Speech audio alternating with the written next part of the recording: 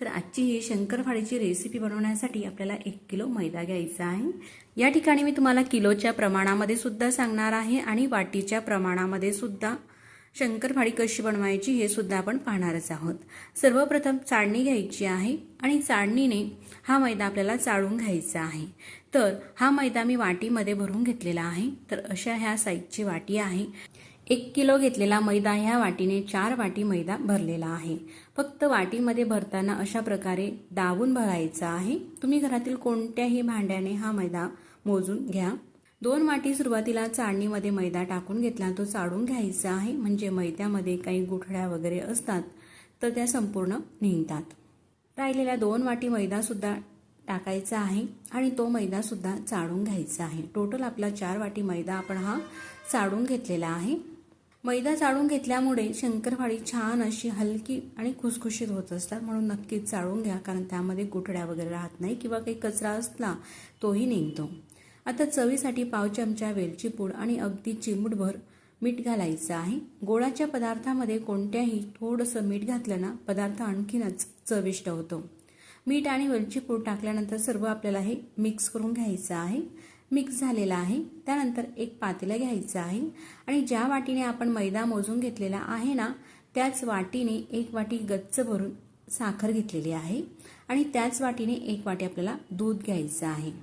घेतलेलं दूध साखरेत टाकायचं आहे। दूध किंवा पाणी सुद्धा तुम्ही या ठिकाणी घेऊ शकतात, पण दुधाची शंकरपाळी छान दिसतात दिसायला आणि चवीलाही छान लागतात। आता हे आपल्याला गरम करून घ्यायचं आहे। एक लक्षात असू द्यायचं आहे का दुधाला आपल्याला उकळी येऊ द्यायची नाही या ठिकाणी, किंवा दूध केव्हा फाटू शकते जास्त साखरेचे यामध्ये प्रमाण असल्यामुळे।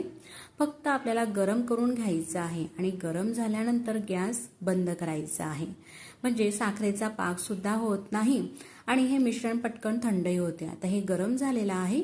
साखर अर्धवट ही विरघळलेली आहे। त्यानंतर पातेलं खाली उतरून घेतलं आणि पुन्हा 1 मिनिट असं हे ढवळून घेते, म्हणजे पूर्णपणे साखर ही विरघळली जाईल। तुमच्याकडे जर का कळकळीत तापलेलं दूध असेल तर त्या दुधामध्येच गॅस न नंतर पेटवता अशाच प्रकारे साखर ही विरघळून जरी घेतली तरी सुद्धा चालते।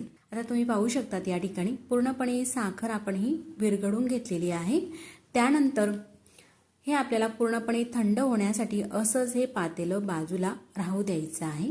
आता यामध्ये अजिबात साखरेचे कणे नाही। थंड होत आहे तोपर्यंत ज्या वाटीने आपण मैदा, साखर आणि दूध घेतलेला आहे ना त्याच वाटीने 1/3 वाटी तूप घ्यायचं आहे, म्हणजेच पाऊण वाटी। साजूक तूप घेतलेलं आहे मी या ठिकाणी। घेतलेलं पाऊण वाटी तूप मोठ्या भांड्यामध्ये टाकते आणि आता हे तूप आपल्याला कडकडीत असं गरम करून घ्यायचं आहे। या ठिकाणी तुम्ही पाहू शकतात मस्त तूप असं कडकडीत हे गरम झालेलं आहे आणि हे कडकडीत तूप मैद्यावरती आपल्याला सोडायचं आहे। असे बुडबुडे निघायला हवे इतपत तूप आपल्याला हे गरम करून घ्यायचं आहे, म्हणजे असा चुरचुरीत छान आवाज येत आहे। अशामुळेच आपले जे शंकरपाळी आहे ना अशी खुसखुशीत होत असतात। तूप हे गरम आहे, हाताला चटका लागू शकतो, म्हणून एखादी चमचने मिक्स करून घ्यायचं आहे। अशा प्रकारे थोड्या वेळासाठी हे तूप मैद्यामध्ये मिक्स करून घेतल्यानंतर थोडंसं गार झालेलं आहे। त्यानंतर हा चमच आपल्याला बाजूला काढून ठेवायचा आहे आणि हातानेच व्यवस्थित असं हे तूप आणि मैदा चोळून घ्यायचं आहे। एकाच हाताने नव्हे तर 2 हाताने अशा प्रकारे तळव्याच्या मदतीने हे चोळून घ्यायचं आहे, म्हणजे संपूर्ण मैद्याला, मैद्याच्या कण्याकण्याला हे जे तूप आहे ते लागलं गेलं पाहिजे। अशा प्रकारेच आपल्याला संपूर्ण हा मैदा ह्या तुपामध्ये चोळून घ्यायचा आहे। अशा प्रकारे संपूर्ण मैद्याला हे तूप आपण लावून घेतलेलं आहे। आता ह्या मैद्याचा मी तुम्हाला असा मुटका वळून दाखवते। अगदी परफेक्ट असा मुटका हा वळला गेलेला आहे। तुम्ही पाहू शकतात या ठिकाणी अगदी सहज हा तुटत आहे। असं हे मिक्स करून झाल्यानंतर जे दूध आहे ते पूर्णपणे गार झालेलं आहे। दूध आणि साखरेचं मिश्रण जे आहे ना ते या पिठामध्ये टाकायचं आहे आणि पीठ हे मळून घ्यायचं आहे। टाकताना मात्र एकदम आपल्याला टाकायचं नाही, तर असं थोडं थोडं करतच हे दूध या मैद्यामध्ये घालायचं आहे आणि छान असं मळून मळून याचा आपल्याला गोळा करून घ्यायचा आहे। तर शंकरपाळी अगदी परफेक्ट होण्यासाठी तुपाचं जे प्रमाण आहे ना ते अगदी योग्य असणे गरजेचं आहे। तूप जर का जास्त झालं तर शंकरपाळी तळताना तेलामध्ये विरघळतात। आणि त्याच विरुद्ध जर का तुपाचं प्रमाण हे कमी झालं तर शंकरपाळी ही कडक होतात. म्हणून तुपाचं प्रमाण जे आहे ते कमीही आपल्याला होऊ द्यायचं नाही आणि जास्त सुद्धा नाही. अगदी परफेक्ट एवढं प्रमाण हे पाऊण वाटी घ्यायचं आहे. आता जे दुधाचं आणि साखरेचं मिश्रण केलेलं होतं ते संपूर्ण या ठिकाणी लागलेलं आहे. असा हा घट्टसर गोळा झालेला आहे. तर आणखी मी दुसरं हे दूध घेतलेलं आहे. तर असं हे साधं दूध आहे, गोड वगैरे नाही. साधारण पोहे खाण्याच्या चम्मचने 4 ते 5 चम्मच इतपत दूध आहे. एक लहान वाटी दूध टाकून ही जी कणिक आहे आपल्याला मळून घ्यायची आहे. तर जास्तही घट्टसर हे राहू द्यायचं नाही आपल्याला कणिक आणि जास्त सैलसर सुद्धा मळायची नाही. तुम्ही पाहू शकतात वरतून जसं लागेल तसं थोडंसं दूध टाकून अशा प्रकारे ही कणिक मळून घ्यायची आहे. या ठिकाणी मी तुम्हाला उंडा हातात सुद्धा घेऊन दाखवते. इतपत हे घट्टसर असायला हवं. असं हे मळून घेतल्यानंतर आता यावरती झाकण ठेवायचं आहे आणि अर्धा तासासाठी असंच झाकून ही कणिक राहू देऊ. अर्धा तास झालेला आहे. आता उंडा पाहू. छान असं हे मुरलेलं आहे. तुम्ही पाहू शकतात सैलसर सुद्धा नाही आणि जास्तही घट्टसर सुद्धा नाही. जास्त घट्टसर आपण हा उंडा मळून घेतला तर शंकरपाळी ही लाटली जात नाही आणि लाटताना भरपूर त्याला तडे पडतात. म्हणून अशा प्रकारे मळून घ्यायचं आहे. आणि जास्त सैलसर मळलं तर तेल ते जास्त पितात. म्हणून तुम्ही पाहू शकतात या ठिकाणी कणिक अशा प्रकारे मळायची आहे. त्यानंतर असे छोटे छोटे उंडे करून घेतलेले आहे. साधारण या ठिकाणी 3 उंडे काढलेले आहे. बाकीचा उंडा आपल्याला झाकून ठेवायचा आहे म्हणजे तो जास्त कडक होणार नाही. त्यानंतर हातावरती हा थोडासा मळून घ्यायचा आहे. आपल्याला जास्तही नंतर मळायचा नाही. अगदी थोडासा गोलाकारामध्ये करून घेतलेला आहे. त्यानंतर पोलपाट घ्यायचं आणि लाटणं घ्यायचं, त्याच्याने लाटून घ्यायचं आहे. आपण चपात्या बनवतो चपात्याच्या दुप्पट असा हा उंडा घेतलेला आहे आणि लाटून घ्यायचं आहे चपातीप्रमाणे. या ठिकाणी आपल्याला तूप किंवा मैदा काही लावायची गरज भासत नाही. अशाच प्रकारे लाटून घ्यायचं आहे. तर एक अशी छोटी चपाती आपल्याला सुरुवातीला लाटायची आहे. अशा प्रकारे हे जरी तळा पडत असलं तरी सुद्धा याकडे आपल्याला लक्ष द्यायचं नाही, फक्त लाटून घ्यायचं आहे. नंतर पुढे काय करायचं आहे मी तुम्हाला सांगतेच. अशी छोटी ही चपाती लाटून घेतल्यानंतर अशा प्रकारे फोल्ड करायची आहे. अशी घडी करून घेतलेली आहे. तुम्ही पाहू शकतात या ठिकाणी इकडची बाजू सुद्धा तशाच प्रकारे आपल्याला फोल्ड करायची आहे. अशी ही 4 पदरी घडी झालेली आहे. अशी घडी करून घेतली ना शंकरपाळीला खारीसारखे लेअर येत असतात वेगवेगळे. आणि तुम्ही पाहू शकतात आता एक सुद्धा तळ आतमध्ये शंकरपाळ्याला दिसणार नाही शंकरपाळीच्या या लाटीला. तर मैत्रिणींनो, तुमच्या लक्षात आलंच असेल जेव्हा आपण शंकरपाळीची चपाती लाटतो ना त्यावेळेस ती पटपट लाटली जात नाही जर का आपल्याकडे प्लेन लाटणं असलं तर.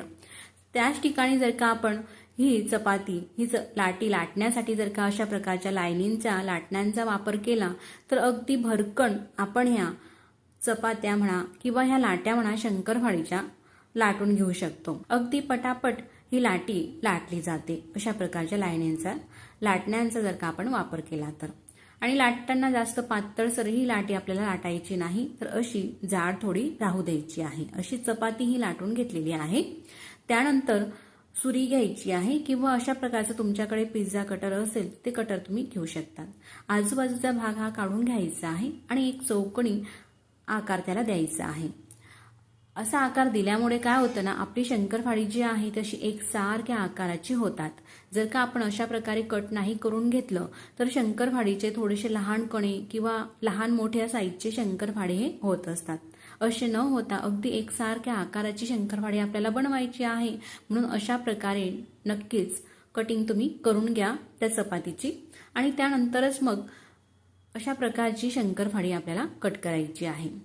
शंखाकृती आकारामध्ये सुद्धा तुम्ही ह्या शंकरपाळीची कटिंग करून घेऊ शकतात किंवा चौकोनी सुद्धा. तर या ठिकाणी मी चौकोनी आकारामध्ये ही शंकरपाळी कट करत आहे कारण एकदम छान अशी दिसतात ही चौकोनी शंकरपाळी. शंकरपाळी संपूर्ण कट करून झालेली आहे. तुम्ही पाहू शकतात कुठेही चिटकत नाही. अशी मोकळी मोकळी ही शंकरपाळी झालेली आहे. त्यानंतर एखादी ताटामध्ये ही शंकरपाळी आपल्याला भरून ठेवायची आहे. साईजही तुम्ही पाहू शकतात अगदी एकसारख्या आकाराची ही शंकरपाळी आपली तयार झालेली आहे. जर का आजूबाजूचा भाग नाही कट केला असता तर अशी बारीक थोडीशी लहान मोठी वाकडी तिकडी शंकरपाळी सुद्धा या शंकरपाळीमध्ये मिक्स झालेली असते. आता ही शंकरपाळी ताटामध्ये भरून बाजूला ठेवू. तशाच पद्धतीने आणखी दुसरा उंडा घेतलेला आहे. उंडा थोडासा मळून घ्यायचा आहे. जास्तही आपल्याला हा उंडा मळायचा नाही, तर अगदी थोडासा असा हा गोलाकारामध्ये येईपर्यंत थोडासा दाबून घेतला, त्यानंतर लाटून घ्यायचा आहे. जास्त पातळसर सुद्धा नाही, असं थोडंसं जाडच ही चपाती लाटून घेतल्यानंतर आधी जशी आपण घडी केलेली आहे ना, अशा प्रकारची अशी घडी करायची आहे प्रत्येक उंड्याची. अशी घडी करून घेतल्यानंतर पुन्हा लाटून घ्यायचं आहे. आणि लाटत असताना थोडंसं जाडच राहू द्यायचं आहे. खूप असं पातळसर किंवा खूप जास्तही प्रमाणामध्ये जाड राहू द्यायचं नाही, तर आपले शंकरपाळे अगदी पटापट व्हावे. त्यासाठी हा जो उंडा आहे मी थोडा मोठा घेतलेला होता, म्हणून मोठी चपाती लाटते. लाटताना खूप असं पातळसर आपल्याला लाटायचं नाही, तर थोडंसं जाड राहू द्यायचं आहे. तुम्ही जाडी पाहू शकतात या प्रकारची. जशी आपण भाकरी वगैरे बनवतो ना, त्या पद्धतीने हे थोडं जाड राहू द्यायची आहे चपाती. चपाती ही लाटून घेतलेली आहे. आधीच्या चपातीपेक्षा थोडी मोठी लाटलेली आहे मी, कारण मोठा उंडा घेतलेला होता. लाटून झाल्यानंतर आजूबाजूचा भाग जो आहे तो असा चौकोनी आकारामध्ये आपल्याला कट करून घ्यायचा आहे. जर का अशा प्रकारचं कटर नसेल तर तुम्ही सुरीचा वापर करा. सुरीनेही व्यवस्थित अशी हे कापले जातात. अशी चौकोनी सीट तयार झाल्यानंतर आपल्याला ज्या साईजची शंकरपाळी हवी आहे, थोडीशी लहान किंवा थोडीशी मीडियम त्या साईजची कट करून घ्या. पण मी ज्या साईजची तुम्हाला कट करून दाखवते ना या ठिकाणी शंकरपाळी, ही तळून अगदी जशी आपण मार्केटमधून विकत आणतो ना शंकरपाळी, तशाच आकाराची आणि तशाच साईजची ही शंकरपाळी होत असतात. आता या ठिकाणी दुसऱ्या सुद्धा चपातीचे शंकरपाळे आपण बनवून घेतलेले आहे. आणि अशाच प्रकारे राहिलेली जी कणिक आहे त्या कणिकेचे सुद्धा शंकरपाळे आपल्याला संपूर्ण ही बनवून घ्यायची आहे. तर एकदाच सगळी शंकरपाळी न बनवता 2 चपातीची शंकरपाळी बनवून घेतलेली आहे. ती ताटामध्ये काढून घेतली. आता ही काढून घेतलेली शंकरपाळी आपल्याला तळायची आहे, म्हणून गॅसवरती तेल गरम करायला ठेवलेलं होतं. तेल अति सुद्धा आपल्याला गरम नको. मी एक शंकरपाळा तुम्हाला टाकून दाखवते. असे बुडबुडे निघत आहे इतपत तेल गरम असायला हवं. त्या तेलामध्ये शंकरपाळी सोडायची आहे. शंकरपाळी जर का आपण वरतून सोडली तर तेल हे गरम असते, हातावरती आपल्या उडू शकते, म्हणून झाऱ्यामध्ये शंकरपाळी घ्यायची आहे आणि अशा प्रकारे ती कढईमध्ये सोडायची आहे, म्हणजे हातावरती सुद्धा तेल हे उडत नाही. शंकरपाळी टाकल्यानंतर काही सेकंद लगेच आपल्याला झाऱ्याने ते उलटवायची नाही. तर अशा प्रकारे एखादी स्पून वगैरे घ्यायचा आहे किंवा सुरी घ्यायची आणि तिच्याने अलगद आपल्याला ही शंकरपाळी सुरुवातीला ढवळून घ्यायची आहे. गॅसची फ्लेम मोठी सुद्धा ठेवायची नाही आणि जास्त लहान सुद्धा नाही, तर मीडियम अशा गॅसच्या फ्लेमवरती ही शंकरपाळी आपल्याला तळून घ्यायची आहे.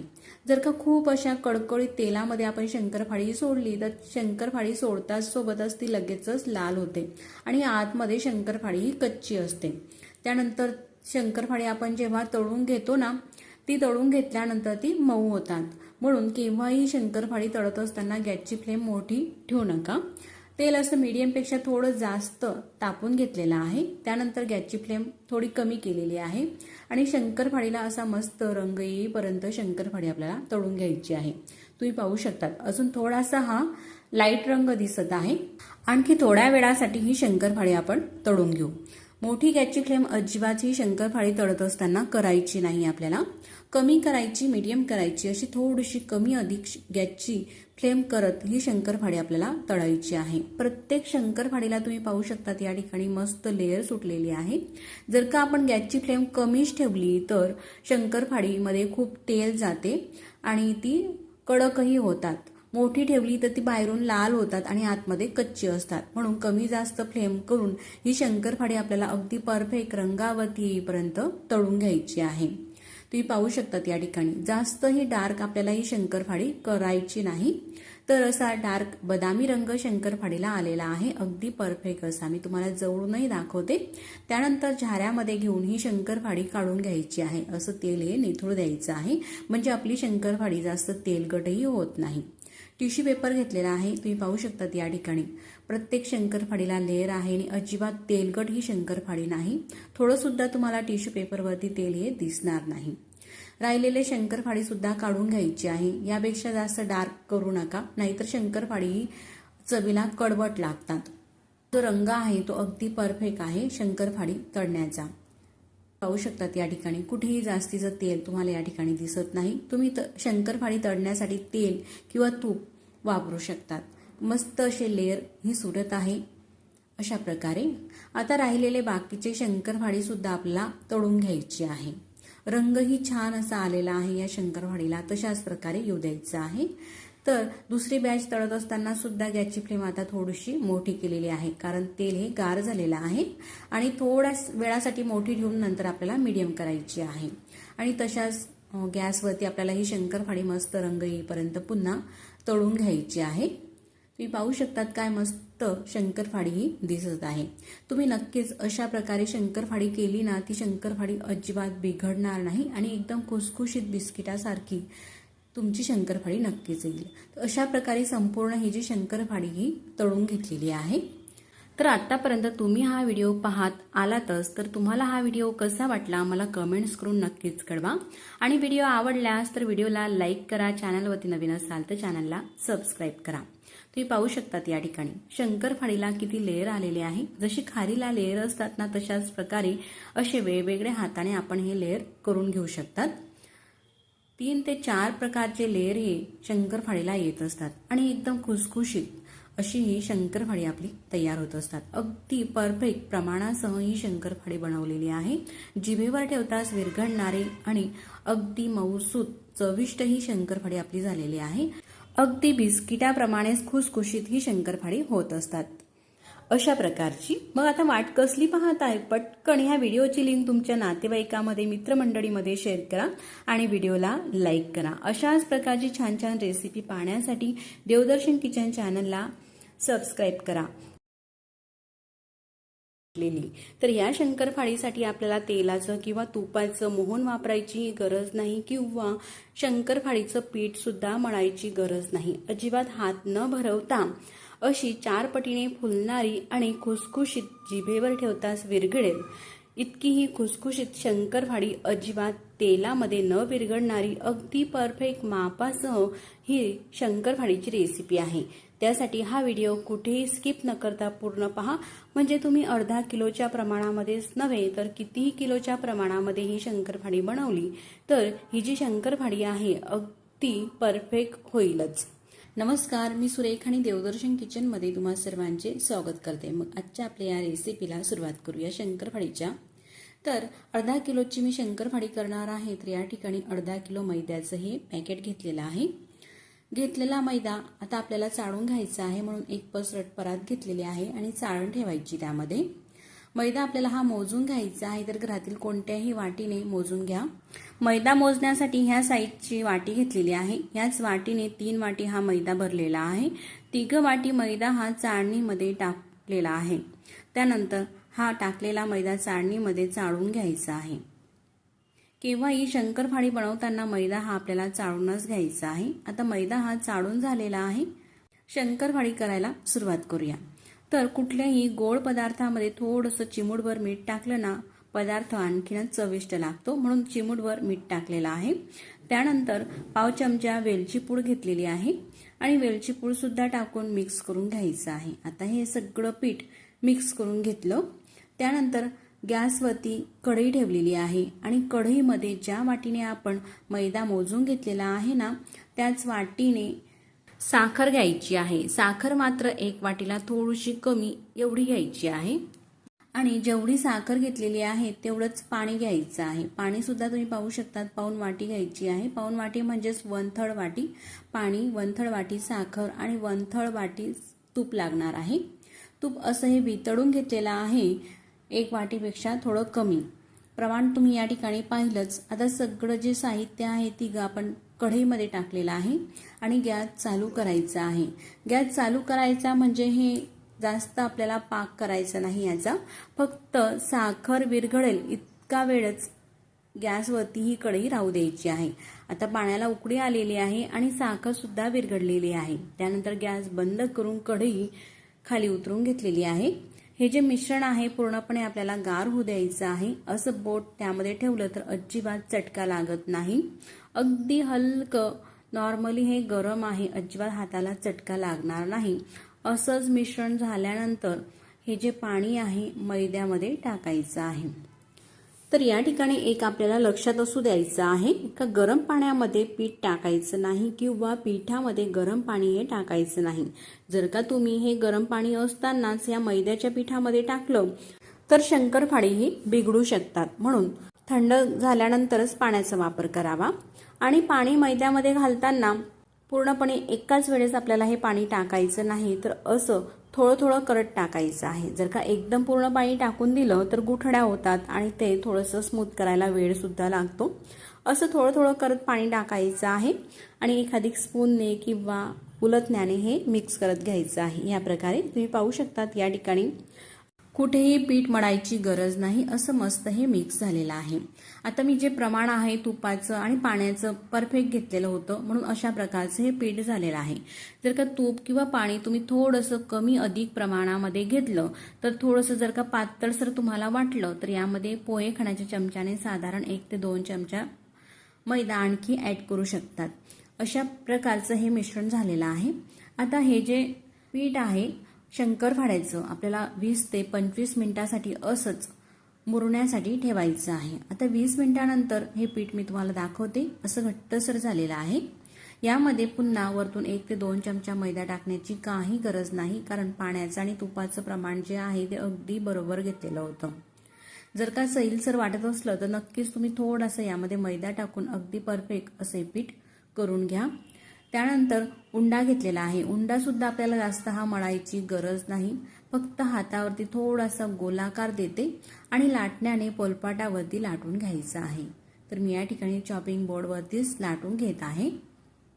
अशी थोडी चपातीसारखी लाटायची आहे। यामध्ये आपण वेलची पूड टाकलेली आहे, म्हणून ही वेलची पूड दिसत आहे या ठिकाणी। अशी ही लहान चपातीच्या साईजची लाटून घेतल्यानंतर ही चपाती ह्या प्रकारे घडी करायची आहे। अशी घडी केल्यामुळे शंकरपाळीला लेयर छान येतात। आता घडी करून झालेली आहे आणि पुन्हा लाटून घ्यायचं आहे। तर आपण जर का हाताने मळून घेतलेलं पीठ घेतलं शंकरपाळीचं तर ते लाटायला खूप जास्त वेळ लागतो। तुम्ही अनुभव तर घेतला असेल, जेव्हा आपण शंकरपाळीची चपाती लाटतो ना ती अशी रबरासारखी ओढली जाते, पटकन ती लांबत नाही। पण जर का तुम्ही अशा प्रकारे हे पीठ मळून घेतलं, म्हणजेच चमच्याने फक्त मिक्स करून घेतलं आणि त्या पिठाच्या शंकरपाळ्या ह्या अगदी भराभर लाटल्या जातात। लाटताना वेळही लागत नाही आणि अजिबात रबरासारखं हे पीठ लाटताना वाटत नाही। आता ही चपाती लाटून घेतलेली आहे शंकरपाळीसाठीची। आता शंकरपाळी एकसारखी अशी व्हावी त्यासाठी हा जो आजूबाजूचा भाग आहे आपल्याला काढून टाकायचा आहे। शंकरपाळीची चपाती आहे ती चौकोनी आकारामध्ये किंवा आयताकृती आकारामध्ये आपल्याला करायची आहे। त्यानंतर या ठिकाणी माझ्याकडे पिझ्झा कटर होतो, म्हणून मी पिझ्झा कटरने ही शंकरपाळी कट करून घेते। जर का अशा प्रकारचं कटर तुमच्याकडे नसेल तर सुरीनेही अगदी पटकन छान असे हे कापले जातात। शंकरपाळी ही आपल्याला जास्त लहान आकारामध्ये सुद्धा कट करायची नाही किंवा जास्त मोठ्या साईजमध्ये सुद्धा कट करायची नाही। तर ही जी साईज आहे शंकरपाळीची अगदी परफेक्ट आहे, तळून अतिशय सुंदर अशी ही शंकरपाळी दिसत असतात। आता सगळी ही शंकरपाळी कापून झालेली आहे, तर उलटण्याने अशा प्रकारे एखादी स्पून घ्यायचा आहे किंवा आणि शंकरपाळी ही काढून घ्यायची आहे। एकही शंकरपाळी एकमेकांनाही चिटकलेली नाही, सगळी अशी मोकळी मोकळी ही शंकरपाळी झालेली आहे। शंकरपाळी तळण्यासाठी तेल सुद्धा गरम केलेलं आहे। आता तेल कितपत गरम असायला हवं तर असं छोटासा उंडा टाकून पाहायचा आणि एकदम तो असा लाल होऊन वर यायला नको, तर असे हलके बुडबुडे हे येत आहे। तेल मीडियम तापलेला आहे, त्यानंतर गॅसची फ्लेम मीडियम करायची आहे। कमी ते मीडियम फ्लेमवरती आपल्याला शंकरपाळी तळायची आहे। अशा प्रकारचं तेल हे तापलं का शंकरपाळी ही झाऱ्यामध्ये भरायची आहे। या प्रकारे अशी ही शंकरपाळी जर का तुम्ही तळून घेतली तर हातावरती तेल किंवा तुपामध्ये आपण शंकरपाळी तळत असाल ते सुद्धा हातावरती उडणार नाही आणि चटकाही आपल्याला बसणार नाही।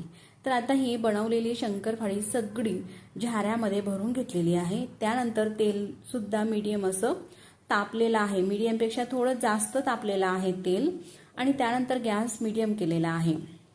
अशा या तेलामध्ये शंकरपाळी सोडायची आहे आणि शंकरपाळी ही टाकल्यानंतर लगेचच त्याला आपल्याला झारा किंवा चमच काही लावायची गरज नाही. काही सेकंद तरी तसंच हे राहू द्यायचं आहे. तसंच राहू दिल्यानंतर ती कडक होतात आणि त्यानंतरच मग झाऱ्याने ती व्यवस्थित आपल्याला पलटून घ्यायची आहे. जर का शंकरपाळी तळताना तेल हे खूप असं तापलेलं असलं, तेलामध्ये शंकरपाळी टाकताच ती बाहेरून लाल होतात पण आतमधून मात्र ती कच्ची असतात. ते कच्ची राहिल्यामुळेच शंकरपाळी आपण तळतो तेव्हा ती खुसखुशीत वाटतातच, पण नंतर जशी ती डब्यामध्ये भरून ठेवतो आणि काही दिवसानंतर 2-3 दिवसानंतर ती मऊ पडतात. तर हेच ते कारण आहे शंकरपाळी मोठ्या गॅसवरती तळण्याचं. कमी गॅसवरती सुद्धा शंकरपाळी तळू नका. जर का कमी गॅसवरती आपण शंकरपाळी तळली तर शंकरपाळीमध्ये भरपूर प्रमाणामध्ये तेल हे जातं. खूप तेलगट्टी शंकरपाळी होतात आणि कडक सुद्धा होतात. म्हणून आधी सांगितल्याप्रमाणे तेल जे आहे ते मीडियमपेक्षा थोडं तापलेलं असावं आणि शंकरपाळी सोडल्यानंतर गॅसची फ्लेम कमीपेक्षा थोडीशी मोठी ठेवायची आहे आणि मीडियमपेक्षा लहान ठेवायची आहे. अशा गॅसच्या फ्लेमवरती शंकरपाळी जर का आपण तळली तर ती महिनाभर जरी ठेवली तरी सुद्धा ती संपेपर्यंत कुरकुरीतच राहतात. अजिबात ती शंकरपाळी मऊ पडत नाही. जर का मोठ्या गॅसच्या फ्लेमवरती तुम्ही शंकरपाळी तळली तर ती नक्कीच मऊ पडू शकतात. म्हणून मोठी गॅस अजिबात ठेवायची नाही. तुम्ही पाहू शकतात या ठिकाणी शंकरपाळीला मस्त रंगही आलेला आहे आणि छान असे पदरही सुटलेले आहे. भरपूर सारे लेअरची ही शंकरपाळी दिसत आहे. शंकरपाळीला अगदी परफेक्ट असा रंग आलेला आहे. त्यानंतर तेलाच्या आतून काढून घेऊ झाऱ्यामध्ये. तेल पूर्ण हे निथळून घ्यायचं आहे. ही जी शंकरपाळी आहे अजिबात तेलकट होत नाही. टिश्यू पेपर सुद्धा मी वापरत नाही. आता या ठिकाणी टिश्यू पेपर न वापरता अशी ही शंकरपाळी ताटामध्ये घेते. किती मस्त रंग आलेला आहे आणि मस्त लेअर सुद्धा आलेली आहे शंकरपाळ्याला. अजिबात तेलगटही हे शंकरपाळी दिसत नाही. अशाच प्रकारे ही शंकरपाळी तळत असतानाच दुसरी जी चपाती आहे ती सुद्धा मी लाटून घेतलेली आहे. आता ही जी चपाती आहे आधीप्रमाणेच आपल्याला कट करून घ्यायची आहे. अशा प्रकारे जर का शंकरपाळीची चपाती आपण कट करून घेतली, आजूबाजूचा भाग काढून घेतला तर एकसारखी चौकोनी अशा आकारामध्ये आपली ही शंकरपाळी दिसत असतात. लहान किंवा मोठा किंवा वाकडा तिकडा असा कुठेही शंकरपाळीचा आकार पाहायला मिळत नाही. म्हणून नक्कीच शंकरपाळी बनवताना थोडासा वेळ हा लागतो, पण आपण दिवाळीचं फराळ बनवणार आहोत तर एकसारखं असं छान दिसावं आणि चवीला सुद्धा मस्त असं लागावं त्यासाठी व्यवस्थितपणे ही फराळाची रेसिपी आपल्याला करायची आहे. म्हणून अशा प्रकारे चौकोनीच कट करून घ्या, मगच शंकरपाळी कटिंग करा. दिसायलाही छान दिसतात. शंकरपाळी ही कट करून झालेली आहे. आधीप्रमाणेच अगदी मोकळी सळसळीत ही शंकरपाळी झालेली आहे. तर आता मी तुम्हाला शंकरपाळीची साईजही दाखवते. आधी तळलेली आहे आपण शंकरपाळी एका चपातीची आणि ही दुसरी चपाती लाटून घेतलेली आहे. तर तुम्ही पाहू शकतात या ठिकाणी हा लाटलेला शंकरपाळा आणि हा तळलेला शंकरपाळा आहे ना अगदी 4 पटीने फुललेला. आपण यामध्ये बेकिंग सोडा किंवा बेकिंग पावडर काही घातलेलं नाही तरी सुद्धा किती मस्त असा हा शंकरपाळा फुलून आलेला आहे. आता हे शंकरपाळे सुद्धा आपण तळून घेऊ. आधी ज्या प्रकारे आपण शंकरपाळे तळून घेतले तशाच पद्धतीने ही शंकरपाळी सुद्धा बाकीची राहिलेली सगळी शंकरपाळे आपल्याला तळून घ्यायची आहे. शंकरपाळी हे तळून घेत आहेत तोपर्यंत हा व्हिडिओ तुम्हाला कुठेतरी थोडासा सुद्धा आवडला असेल तर नक्कीच व्हिडिओला लाईक करा आणि चॅनलवरती तुम्ही नवीन असाल, पहिल्यांदा चॅनल हे पाहत असाल तर आपल्या चॅनलला सबस्क्राईब करा. सबस्क्राईब केल्यानंतर बाजूलाच असलेले घंटीचे बटन सुद्धा दाबून ते ऑलवरती क्लिक करा. असं करणं हे निःशुल्क आहे, पण असं केल्यामुळे मी जेव्हाही नवीन व्हिडिओ अपलोड करेल ना त्या व्हिडिओचे नोटिफिकेशन सगळ्यात आधी तुम्हाला येईल आणि तुम्हाला ते नवीन व्हिडिओ सगळ्यात आधी पाहता येतील. आता दुसऱ्या चपातीचे शंकरपाळे सुद्धा तळून घेतलेले आहे. तुम्ही पाहू शकतात आधीच प्रमाणे ही शंकरपाळे सुद्धा मस्त फुलून आलेले आहे.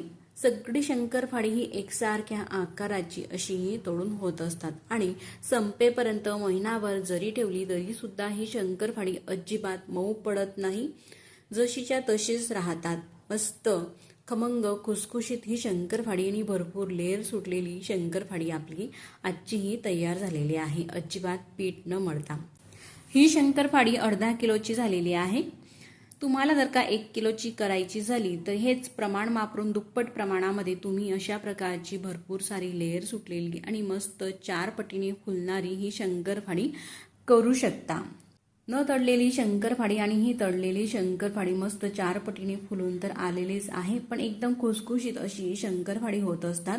या ठिकाणी मी शंकरपाळीचा चुरा सुद्धा तुम्हाला करून दाखवते। मस्त अगदी कण्या कण्या अशा वेगवेगळ्या ह्या शंकरपाळीच्या होत असतात, एकदम खुसखुशीत आणि जिभेवर ठेवताच विरघळणारी मस्त परफेक्ट अशी शंकरपाळीची रेसिपी तुम्ही नक्कीच करून पहा। मग पुन्हा भेटू नवीन रेसिपी सोबत, तोपर्यंत नमस्कार। व्हिडिओ तुम्ही पूर्ण पाहिल्याबद्दल धन्यवाद।